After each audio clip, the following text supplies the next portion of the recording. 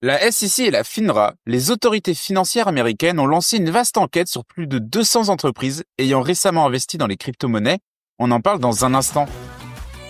Le Crypto Daily, le podcast qui traite de l'actualité crypto, NFT et métaverse. Salut, c'est Thomas du Crypto Daily, j'espère que vous allez bien. Et c'est donc notre actualité principale aujourd'hui. On parlera aussi d'un stablecoin euro et de la valorisation record de Tether. Mais avant tout ça, et comme d'habitude, le coin du marché. Here comes the money. Here we go. Le marché est dans le rouge en cette fin de semaine. Le Bitcoin perd 2,3% sur les dernières 24 heures pour un prix de 109 176 $. L'Ethereum chute de 3,5% et se situe à un prix de 3 890 $.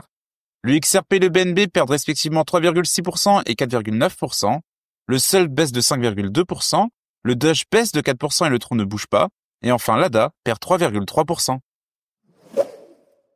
Les trésoreries crypto dans le viseur de la SEC. L'information est tombée dans la nuit. La SEC et la FINRA, les gendarmes financiers américains, enquêtent sur un drôle de balai boursier.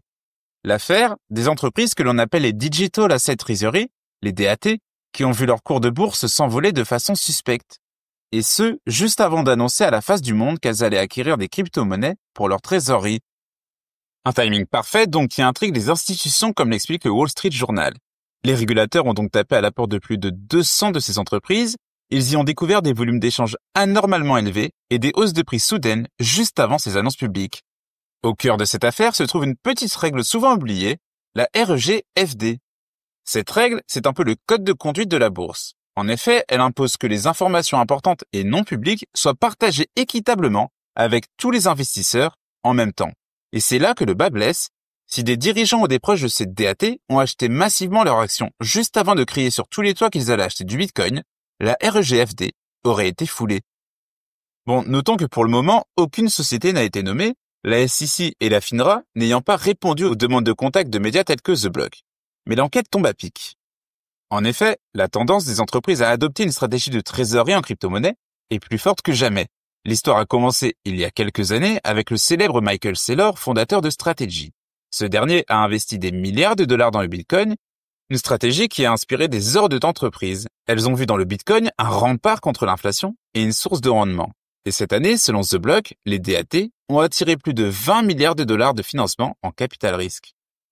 Évidemment, cette enquête pourrait bien sonner le glas de cette euphorie collective, et si des violations sont découvertes, la confiance pourrait s'effriter et l'engouement se transformer en prudence avec la SEC qui veille au grain, tel un cerbère. Affaire à suivre. Si tu aimes le Daily, une note et un commentaire nous aident énormément. Aussi, si tu ne veux rien rater de l'actualité, abonne-toi. Les banques européennes veulent lancer leur stablecoin. Depuis septembre 2025, 9 banques majeures européennes se sont lancées dans la création d'une entité aux Pays-Bas chargée de lancer un stablecoin adossé à l'euro. Celui-ci sera évidemment régi par le règlement MiCA. Selon un communiqué publié cette semaine, le stablecoin vise un déploiement au second semestre de 2026. Pour cela, les banques sont en train de demander une licence d'établissement de monnaie électronique auprès de la Banque centrale néerlandaise. Notons qu'il sera toujours possible pour d'autres banques européennes de rejoindre le consortium.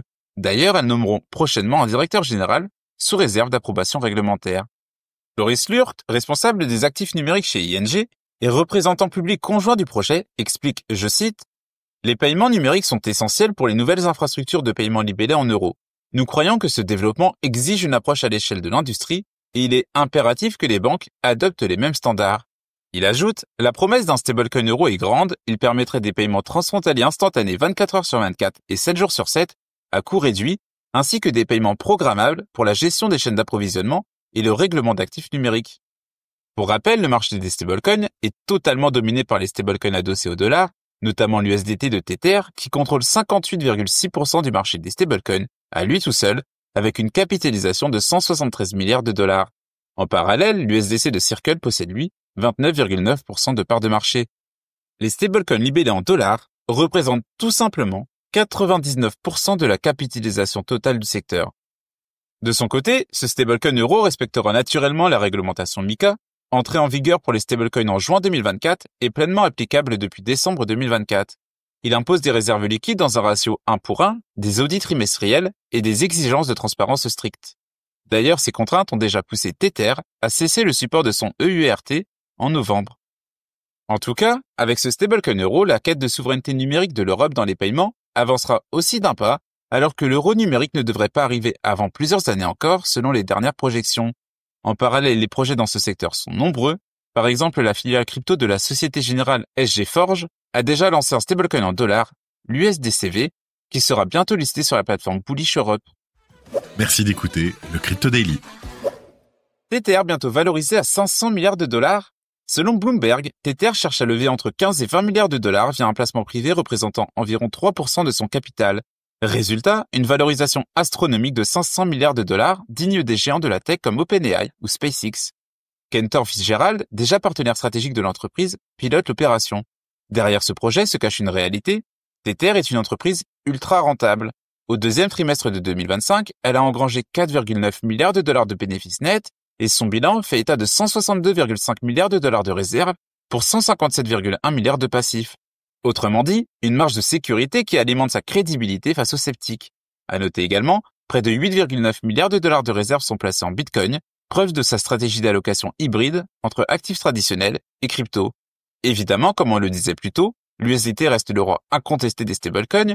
Sa capitalisation, pour rappel, s'élève à environ 172,8 milliards de dollars, soit plus du double de son concurrent direct, l'USDC de Circle. Cette domination s'explique par une adoption massive sur les plateformes d'échange et dans la DeFi. Pour les investisseurs, miser sur Tether revient à parier sur l'infrastructure centrale du marché crypto. Bon, pour le moment, les discussions sur cette levée de fonds sont à un stade préliminaire. D'ailleurs, les montants pourraient être vus à la baisse et plusieurs investisseurs potentiels ont seulement eu accès aux premières données financières via une data room ces dernières semaines. Néanmoins, même partiellement réalisée, une telle levée confirmerait Tether comme l'une des entreprises les plus valorisées de la planète, toute industrie confondue. Une valorisation à 500 milliards ferait de Tether un acteur comparable aux géants de la tech, et clairement ce n'est pas seulement une levée de fonds, c'est une démonstration de force qui place l'émetteur de l'USDT au cœur du futur de la finance numérique. Et voilà, c'est fini pour nos 3 news principales du jour, et on passe maintenant aux brèves.